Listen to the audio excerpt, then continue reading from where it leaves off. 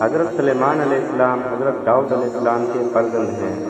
یہ اپنے مقدس باپ کے جانشین ہوئے اور اللہ تعالیٰ نے ان کو بھی نبوت اور سلطنت دونوں سادتوں سے سرفراز فرما کر تمام روئے زمین کا بادشاہ بنا دیا، اور 40 برس تک آپ تخت سلطنت پر جلوہ گر رہے۔ جنوں انسان شیاطین اور چرند و پرند اور درند سب پر آپ کی حکومت تھی۔ سب کی زبانوں کا آپ کو علم عطا کیا گیا، اور طرح طرح کی عجیب و غریب صنعتیں آپ کے زمانے میں بروئے کار آئیں۔ چنانچہ قرآن مجید میں ہے، سورہ نمل میں اس کا ارشاد ہوا ہے، اور سلیمان داؤد کا جانشین ہوا اور کہا، اے لوگو، ہمیں پرندوں کی بولی سکھائی گئی اور ہر چیز میں سے ہم کو عطا ہوا، بے شک یہی ظاہر فضل ہے۔ اسی طرح قرآن مجید میں دوسری جگہ سورہ سبا میں ارشاد ہوا، اور سلیمان کے بس میں ہوا کر دی، اس کی صبح کی منزل 1 مہینہ کی راہ اور شام کی منزل 1 مہینے کی راہ، اور ہم نے اس کے لیے پگھلے ہوئے تانبے کا چشمہ بہایا، اور جنوں میں سے وہ جو اس کے آگے کام کرتے اس کے رب کے حکم سے، اور جو ان میں ہمارے حکم سے پھرے ہم اسے بھڑکتی آگ کا عذاب چکھائیں گے۔ اس کے لیے بناتے جو وہ چاہتا اونچے اونچے محل اور تصویریں اور بڑے عہدوں کے برابر لگن اور لنگر دار دیگیں۔ روایت ہے کہ ایک مرتبہ حضرت سلیمان علیہ السلام جنوں انس وغیرہ اپنے تمام لشکروں کو لے کر طائف یا شام میں وادی نمل سے گزرے، جہاں چونٹیاں بکثرت تھیں۔ تو چونٹیوں کی ملکہ جو مادہ اور لنگڑی تھی، اس نے تمام چونٹیوں سے کہا کہ اے چونٹیوں، تم سب اپنے گھروں میں چلی جاؤ، ورنہ حضرت سلیمان اور ان کا لشکر تمہیں بے خبری میں کچل ڈالے گا۔ چونٹی کی اس تقریر کو حضرت سلیمان علیہ السلام نے 3 میل کی دوری سے سن لیا اور مسکرا کر ہنس دیے۔ چنانچہ رب تعالیٰ نے قرآن مجید کی سورہ نمل میں ارشاد فرمایا، یہاں تک کہ جب چونٹیوں کے نالے پر آئے، ایک چونٹی بولی، اے چونٹیوں،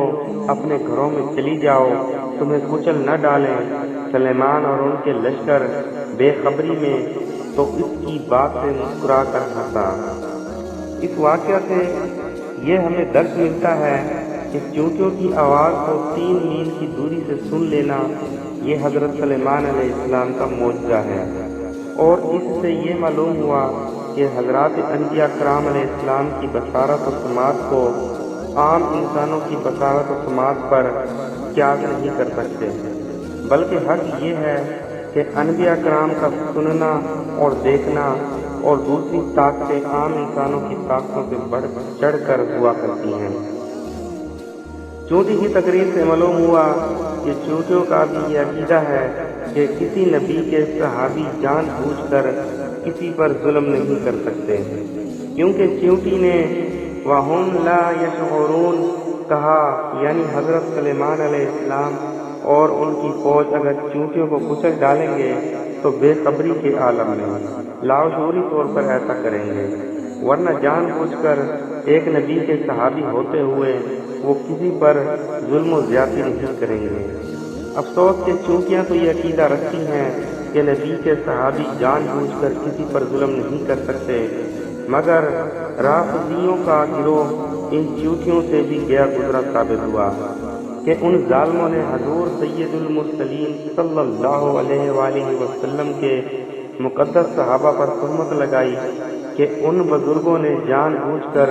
حضرت بی بی فاطمہ الزہرا رضی اللہ تعالی عنہا اور اہل بیت پر ظلم کیا۔ یہ بھی معلوم ہوا کہ حضرات انبیاء کرام علیہ السلام کا ہنسنا